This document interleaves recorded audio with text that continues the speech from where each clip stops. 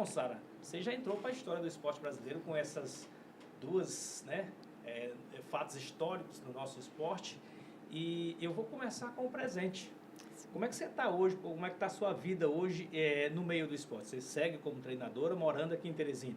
Exatamente, eu sigo como treinadora morando aqui da mesma forma naquela época atrás que eu era atleta e morei sempre aqui, né? É algo meio diferenciado, porque normalmente as pessoas se deslocam para estar no seu serviço e eu tive esse privilégio desde quando eu fui atleta e agora como treinadora. E ainda bem que deu certo, né? Esse trabalho de deslocamento e não estando totalmente ali sempre no grupo em si. Naquele tempo, como atleta, eu me lembro bem que acompanhei desde jovem a sua carreira, já havia muitos questionamentos. Você da seleção, morando em Teresina, todo mundo meio que exigia que você deixasse de morar aqui para ir morar junto ao Rio, São Paulo, no eixo onde o judô acontece de fato, né? Você sofre isso ainda como treinadora? Você também tem alguém, de vez em quando, algum questionamento para você? Olha, você tem que morar aqui, onde as coisas estão Os acontecendo. atletas. O atleta, quando ele gosta, ele dá atenção, ele quer estar sempre ali com a pessoa próxima, até para dar os toques. Mas isso foi para provar que você não precisa ir embora da onde você nasceu para ser uma referência ou para estar ali no meio dos melhores, né? Então, eu fui muito determinada, eu fui muito organizada e planejada quando eu quis ser atleta. Eu estudava, eu treinava, e meu treino era o meu trabalho, né? Então, a minha rotina naquela época de atleta era muito puxado e eu tive que ter força e um grupo multidisciplinar para me ajudar, para eu não sair daqui. Então, graças ao meu treinador, o professor Expedito, preparador físico, o Paulo, o doutor Gerardo Vasconcelo, a Luciana, psicóloga, meus companheiros de treino, minha família, todo todo esse conjunto, fisioterapeuta, que hoje nem está entre nós, o Diego, que me ajudou muito. E graças a todos esse grupo que eu consegui me manter aqui em Teresina treinando. E através dessa equipe, eu consegui ter minhas conquistas, né, de formas positivas.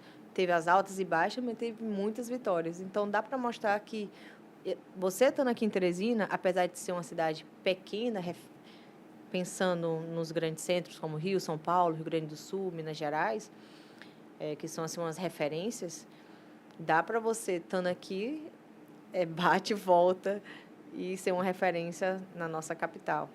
Na sua cabeça, o que é que representou para você agora, nesse momento, como treinadora, permanecer seu local de origem, continuar morando em Teresina e ainda tendo toda essa importância no judô brasileiro?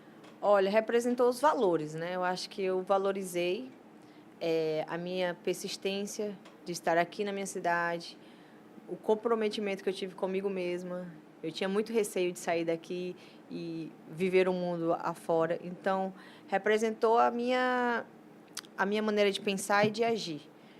Eu digo mais ou menos isso, porque tudo que eu pensei, eu consegui conquistar, né? Lógico que teve altas e baixas, mas a linha de pensamento, de planejamento, foi de forma bem positiva. Então, acho que eu sou um exemplo dentro do tatame e fora do tatame. Quando eu faço palestras motivacionais também, mexe um pouquinho no olhar das pessoas que me escutam, na maneira de pensar, de agir, porque muitos não têm tanta confiança e nós precisamos ter confiança para poder agir, para poder dar um passo, né? Às vezes fica muito na negativa ou escuta um conselho que não vai favorecer a sua linha de pensamento. Então, eu tive muito isso quando era mais jovem, mas eu sempre fui uma criança, uma adolescente muito positiva.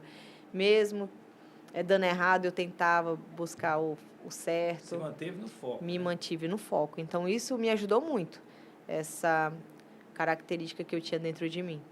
Você percebe hoje que, com tudo que a gente vive nesse mundo tão louco, todo mundo muito conectado, 24 horas por dia aqui no celular, que está mais difícil você produzir atletas, judocas principalmente, que é a sua área, seu esporte, fica mais complicado você colocar o atleta no eixo, no trajeto, no caminho certo? Olha, eu não vejo tanto. É um pouco sim, mas o que faz o diferencial de ter uma melhoria dessa conexão é o diálogo. Eu digo muito isso para os atletas. No início, para mim, foi muito difícil ser treinadora da seleção. Por quê? Era um time que vem viajando comigo desde os meus 15 anos de idade, né? Então, foram há 15 anos ali eu sendo atleta e após ser treinadora daquele grupo. Não foi fácil. Então, para eu entrar na mente deles, eu tive que praticar junto, tive que ter muito diálogo, tive que não só eu falar, eu tive que escutar, absorver e a gente juntas ter uma conexão para ver qual caminho a gente ia continuar para chegar àquele objetivo. Então, assim, não foi simples, não foi fácil, mas a chave do caminho, eu digo para todos, que é o diálogo. Bom, você, obviamente, que a sua medalha de ouro pesou muito na escolha da Confederação Brasileira de Judô em escolher você para ser técnica da seleção brasileira. Mas o que é que você acha que pesou também? O que é que acrescentou nessa escolha da CBJ para que você comandasse a seleção brasileira sênior? Olha, desde quando eu conquistei o ouro, e eu fui muito visada, assim, as pessoas de observar o meu comportamento, como eu treinava, como eu tinha facilidade de movimento. As próprias atletas, quando eu fui atleta, eu ajudava as meninas no treino, quando eu tinha dificuldade com as adversárias, a gente conversava entre si, cada uma mostrava a posição. Então, isso fez com que eu entrasse com mais facilidade após carreira de atleta, né, para treinadora. Eu que tive o receio de fazer. Eu não tinha tanta confiança ainda no início, mas ao decorrer da minha carreira, da minha trajetória, eu vi que ia chegar um momento de parar e eu queria ser mãe. Então, ali é onde virou a chave. É o momento de encarar esse novo desafio, de ser treinadora. E, através da facilidade que eu tive desse feeling do técnico, da movimentação, esses detalhes específicos da minha área, que facilitou essa viravolta dessa chavinha de ser treinadora. Você ganhou 2 medalhas de ouro depois daquela de Londres. A Nina, a sua primogênita, e a Catalina, que nasceu no ano passado. Como é que você faz, Sara, para conciliar de verdade, né, a condição de mãe, como de treinadora, palestrante, viajando muito, né, sendo madrinha, participando de projetos sociais? É complicado isso, né? Eu imagino que seja. É complicado, mas graças a Deus eu tenho meus pais para me ajudar. Meus pais hoje são aposentados e desde a minha primeira maternidade da Nina, eles vêm me ajudando nesse processo, né? No início foi muito difícil para mim, mãe de primeira viagem, eu tive até gastrite emocional, que eu nem sabia que estava com isso. Foi bem difícil, dentro do avião fiquei desesperada, mas deu certo. E depois da Nina, esperei um ciclo para ter a Catalina, até para me adaptar. Exato, foram 4 anos exatos. Programei ter outra filhinha e veio a Catalina. E hoje, assim, eu digo que eu sou abençoada, né? Da família estar junto. Fico triste, por outro lado, porque meu noivo, ele é francês, ele está do outro lado. Ele segue hoje também como treinador no país dele. E a gente tem essa conexão à distância. Quando ele dá para ele vir, ele vem. Quando dá para eu ir, eu vou com as crianças. Tem esse desconforto no nosso relacionamento, mas eu sou muito grata à minha mãe e meu pai, que me ajudam diariamente.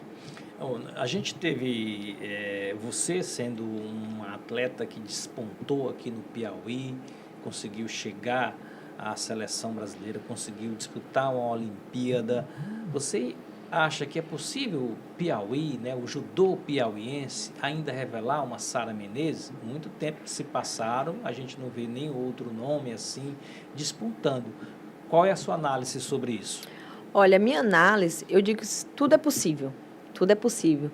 Só que a grande diferença hoje dos jovens é porque eles não estão determinados a ser um atleta de ponta. Eles praticam o esporte. Esse é o grande diferenciado.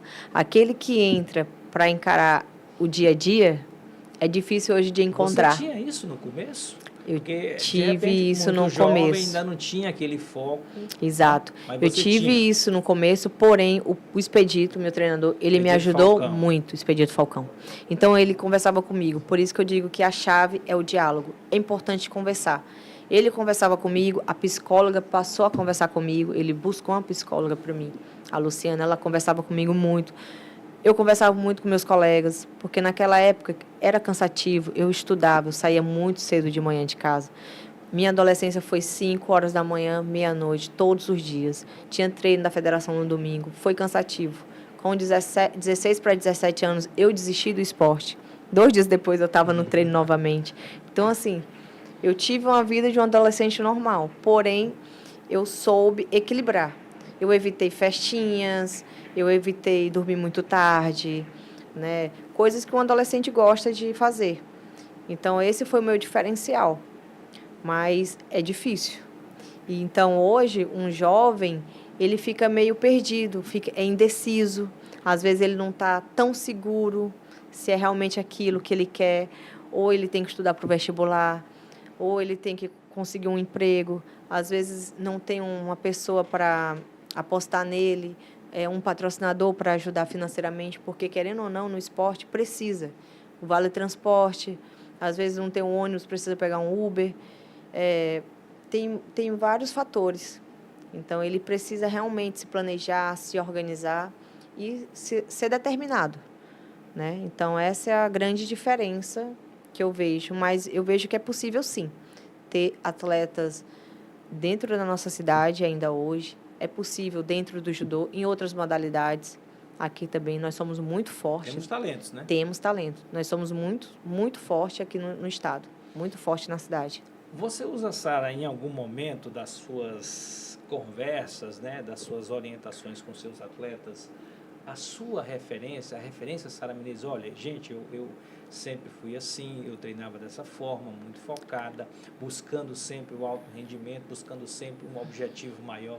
Você se coloca como exemplo para os seus atletas? Então, no início eu não fazia isso, mas a partir do momento que o atleta ele vem conversar comigo, é o momento que a gente se abre. Então, eu dou sempre... Exato. Nesse momento, eu me aproveito. Eu dou exemplo de mim. Posso falar de mim para você, como era? Principalmente ainda mais os novos que vão chegando, né? A equipe júnior vai chegando no sênior. E eu pergunto, tem esse feedback da história deles, como é que é? Porque, às vezes, não adianta só falar daquele quadrado no treino. Você tem que saber um pouquinho da vida externa, né? Às vezes a família não está boa, ou a namorada não está bem, o namorado, isso mexe no psicológico. Então, é importante a união. A união faz a força e o diálogo faz a diferença. Então, eu converso, sim, com os atletas que são abertos. Os que não são, eu tento me aproximar. Se ver que a porta está muito fechada, vai só para o específico. Só para a parte técnica, a movimentação. Eu observo mais no treino e tento ajudar nos mínimos detalhes e peço para a pessoa tentar fazer aquele movimento ou até mesmo o dele e ele mesmo comparar e aí acaba indo para um diálogo após essa análise.